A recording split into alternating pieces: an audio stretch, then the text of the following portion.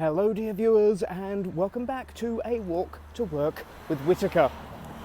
And it's time, of course, to talk about the Timeless Children.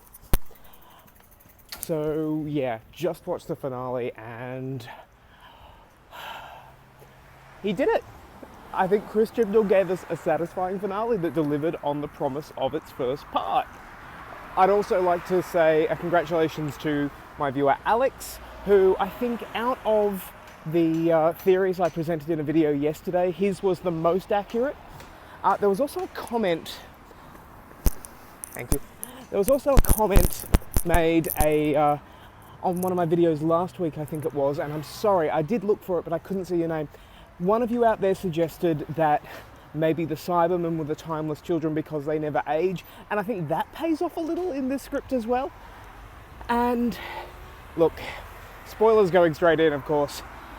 It is revealed that the Doctor has had an unknown amount of lives before William Hartnell. And I've said before, my only objection to that is it means that Jodie Whittaker is not the first woman to be the Doctor. You know, I suppose in our real world she is, but it doesn't hurt the narrative in my opinion. And when we get flashbacks to those earlier Doctors, we do get the Morbius Doctor, so there is precedent. But I like how the script addresses it, where Dr. Ruth appears and basically says, so you found out something new about yourself. How does that affect who you are now? How does that change who you are now?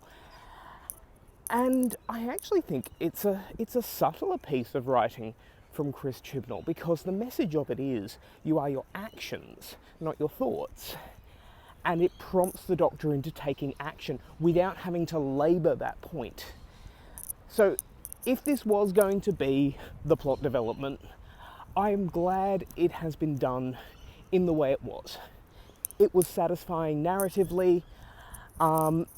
It's a shame that it got leaked. I think it got leaked in some quarters even before the series premiered. But at the same time, narratively satisfying. The episode did feel a bit uneven to me. It was very top-heavy with lots of exposition.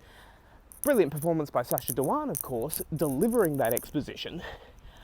But I'm not sure how it could have been done better though, because at least while it was being explained to us, it was also being shown.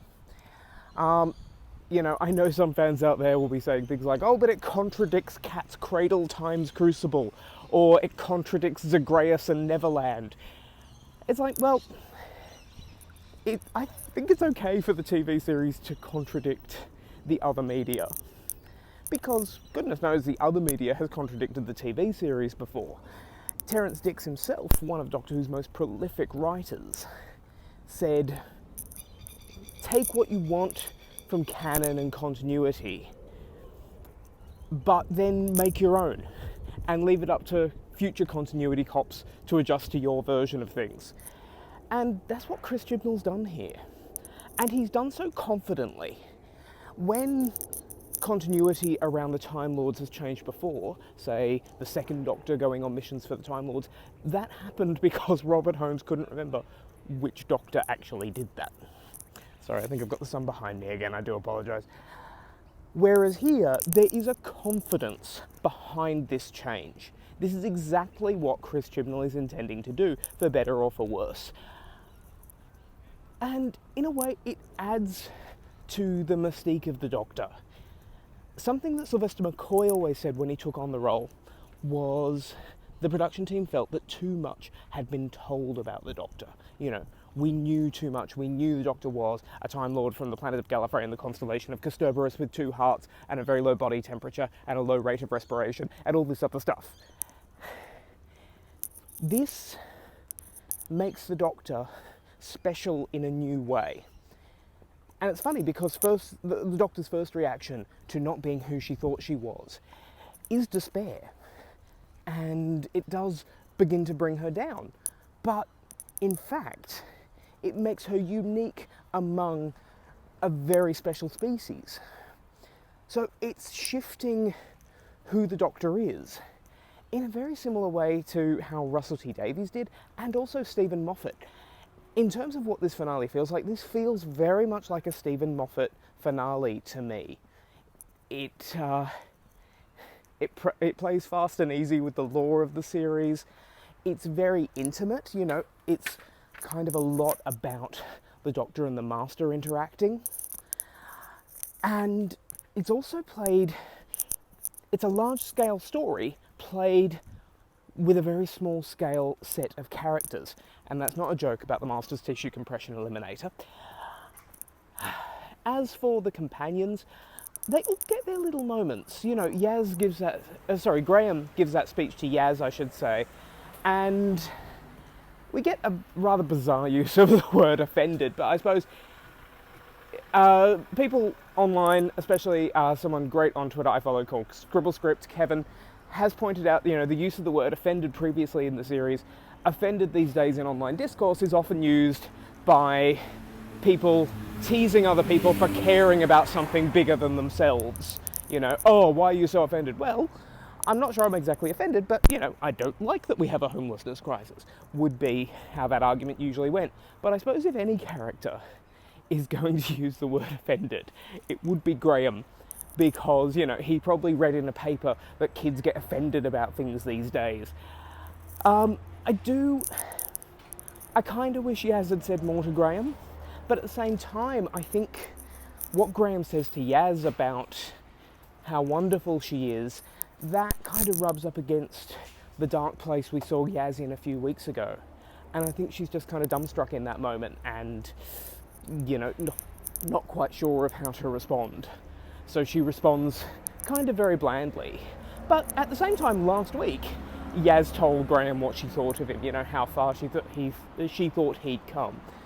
So I think that's okay. Yaz also gets a great moment where Graham's like, oh, well, who's going to step through the portal first? And Yaz is already stepping through.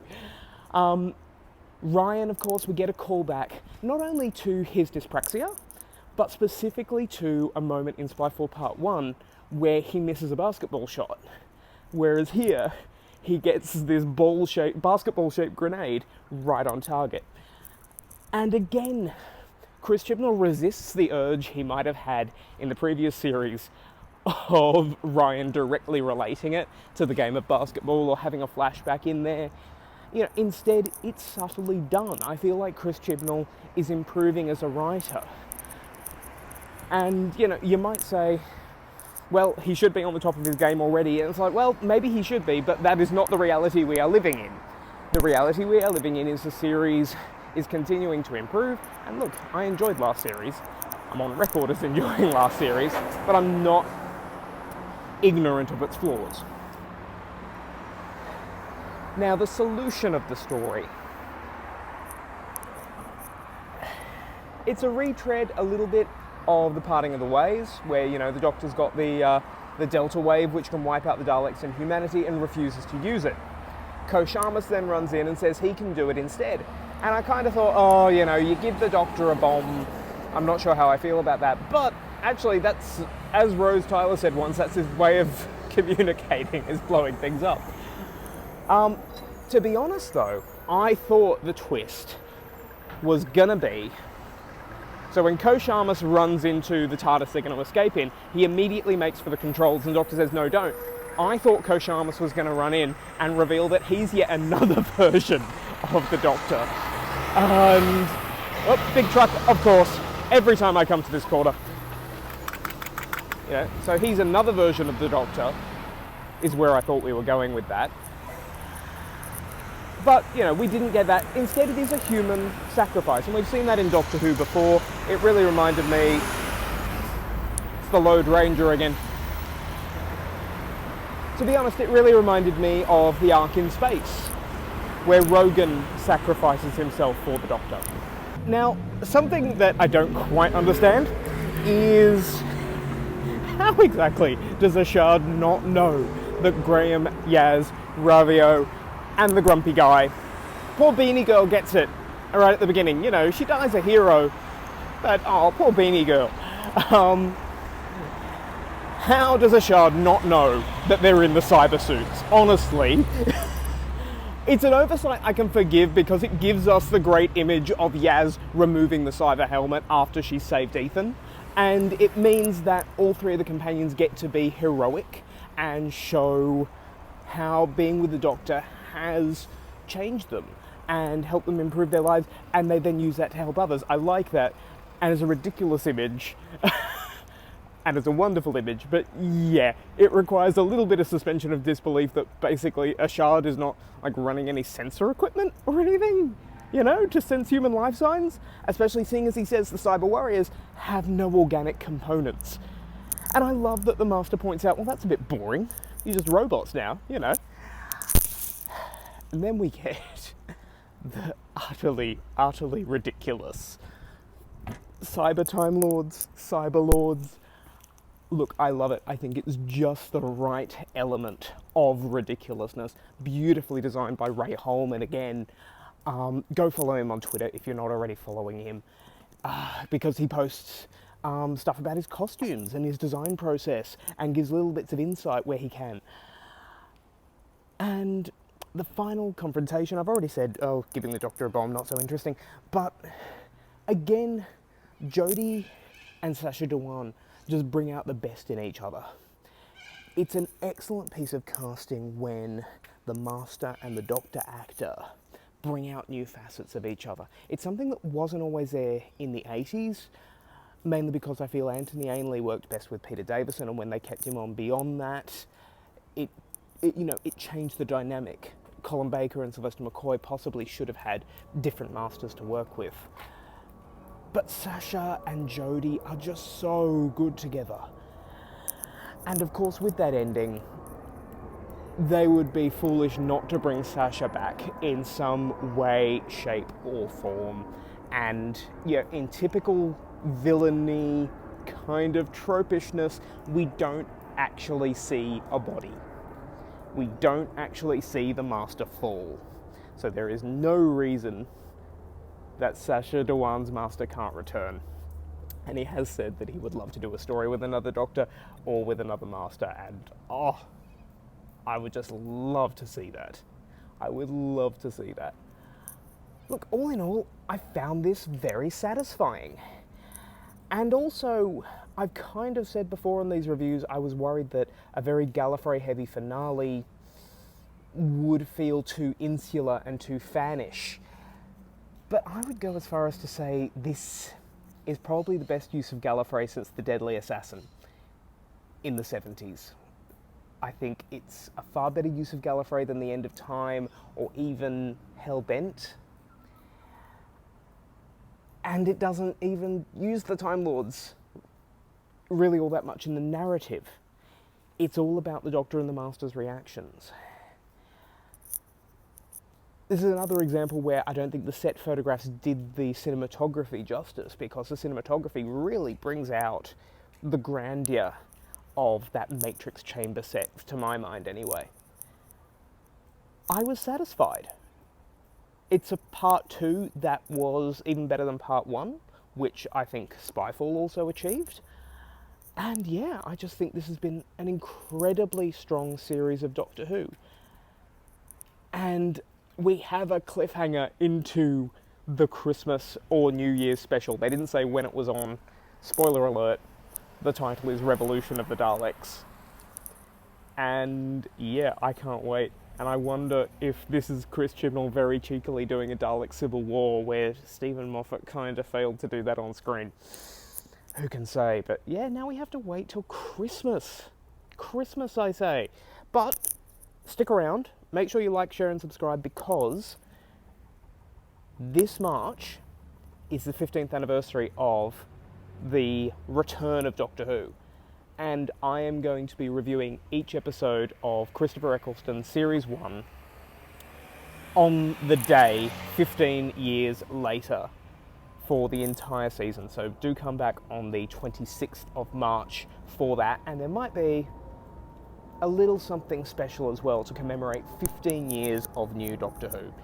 So like, share, and subscribe. Let me know what you thought of this finale down there in the comments. I'm sure there will be some people who did not like the twist about the Doctor's history. Look, I can live with it. My only objection, as I say, is more of a production objection. I have no narrative objection to the Doctor having lived however many lives. It means that somewhere out there, the Rowan Atkinson Doctor is flying around with Julia Sawalha, and I can live with that.